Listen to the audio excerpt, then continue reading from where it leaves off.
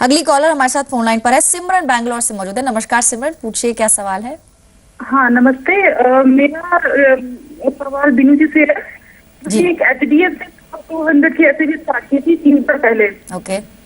3000 की, और PPF में सेविंग्स कर रही हूँ और RDF भी कुछ है मेरे पास। ओके। तो और मुझे क्या पोर्टफोलियो में इंक्लूड करना चाहिए, टैक्स सेविंग्स और पोर्टफोलियो एक्सप्लोर करने के लिए। सिमरन, आपकी आवाज काफी तरह से साफ तरीके से नहीं आ रही है, लेकिन आपसे एक मैं चीज जानना चाह रही हूँ। HDFC टॉप 200 में जो SIP आपकी चल रही है, आपने बताया आप 3 साल से कर रही हैं, रिटर्न्स कैसे आपको मिल रहे हैं? आपने मॉनिटर करने की कोशिश की है?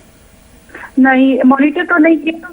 आई जस्ट वांटेड टू नो कि अभी रीथिंक करना चाहिए कि कंटिन्यू कब तक करना चाहिए अपने बारे में। जी सिमरन, अपने बारे में आप थोड़ा सा बता पाएंगे एक्सपर्ट को, थोड़ा डिटेल में अपने बारे में? आप जॉब करती हैं, आप कहाँ पर काम कर रही हैं? मैं जॉब कर रही हूँ और मेरी एनुअल 4.5 पैकेज होगा। ओके। और PPF में इन्वेस्टमेंट है, RDF में है। चलिए, यानी डेट एक्सपोजर बीनू जैसे बता रही हैं सिमरन, डेट में ज्यादा एक्सपोजर है, कुछ PPF में भी कर रखा है, RDs भी इनकी चल रही हैं, और ये एक फंड इन्होंने चुना हुआ है। इस फंड के प्रदर्शन की अगर बात करें बीनू, तो HDFC टॉप 200 का पिछले 3 साल के अंदर रिटर्न्स काफी अच्छे नहीं रहे हैं, लेकिन जैसे कि हम हमेशा डिस्कस करते हैं, रिटर्न्स पहले से निर्धारित नहीं होते हैं म्यूचुअल फंड में, तो हिस्टोरिकल रिटर्न्स को देख के आगे का तय करना थोड़ा मुश्किल होगा। लेकिन इस पर्टिकुलर फंड को आप कैसे देखती हैं, और इसके लिए क्या कोई ऑल्टरनेटिव आप सजेस्ट करेंगे सिमरन को? कुछ और फंड्स भी शामिल करने चाहिए पोर्टफोलियो में? हाँ सिमरन, आप अच्छा इन्वेस्टमेंट कर रही हैं, लेकिन आप इस बात का ध्यान रखिए कि इक्विटी इन्वेस्टमेंट और डेट इन्वेस्टमेंट जो है वो दोनों अलग अलग तरह की चीज़ें हैं। जैसे कि PPF है वो एक बहुत ही सिक्योर्ड इन्वेस्टमेंट है और सेफ इन्वेस्टमेंट है, जबकि इक्विटी जो है उसमें रिस्क भी ज़्यादा है बट रिटर्न्स भी ज़्यादा है।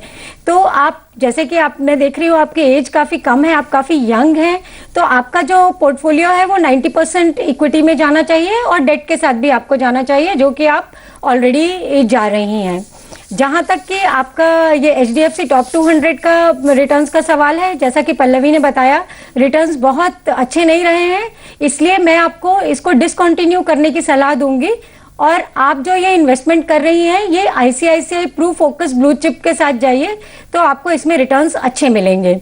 और अभी जो आपने इन्वेस्ट किया हुआ है HDFC टॉप 200 में, उसमें इन्वेस्टेड रहने में कोई बुरा हर्ज नहीं है।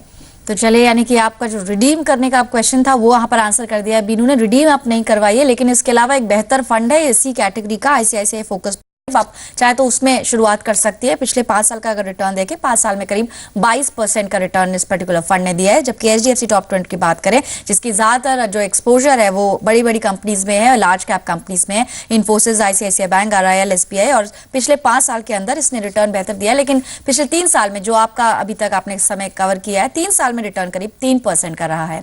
आमतौर पर आप जो भी निवेश कर रहे हैं उसको मॉनिटर करना काफी जरूरी रहता है। इसी नोट पर एक ब्रेक लेंगे, जल्द लौटेंगे, कुछ और सवाल हैं उन्हें शामिल करेंगे।